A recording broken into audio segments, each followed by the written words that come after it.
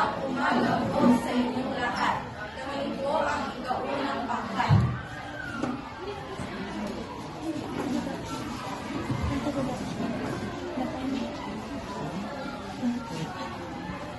Noong unang yugto ng imperialismo, mayroong isang bansa na nais ang Molokas.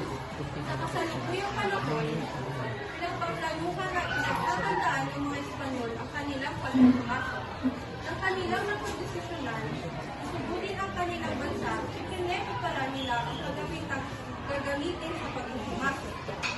Nag-umpisa na silang tumulong sa bansang kanilang sasakyan.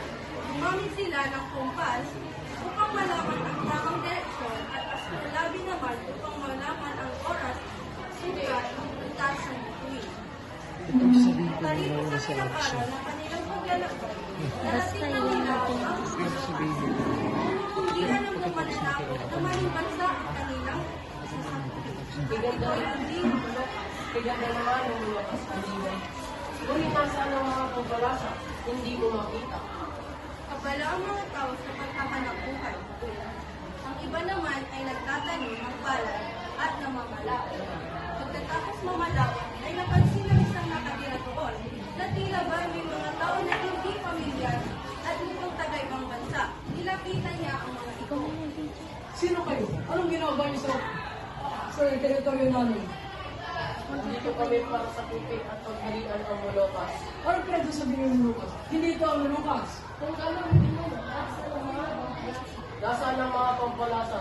Sabihin mo sa akin, magpapatayin kita.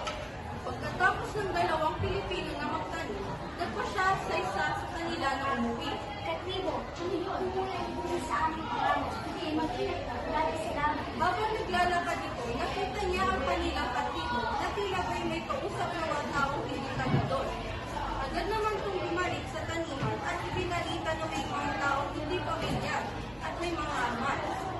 Katibo! Ano yun? Ako alam nyo nakita mga agmadong tao na hindi pamilyar sa akin. Mga agmadong tao? Oo! Nalalapuntahan natin sila. Naman ding nagturo ang dalawang katibo. Sino kayo? Anong ginagawa niyo sa teritoryo natin mga ampas lupa? Andito sila para sa kupil at paghalian ng ating teritoryo. Kung gano'n, hindi ito ang Molokas. Walang kwenta. Sugudin sila!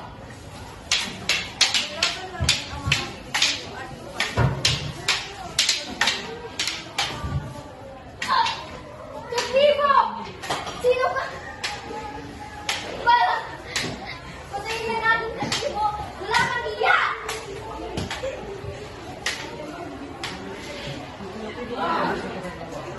Sa amin, ang teritoryong ito.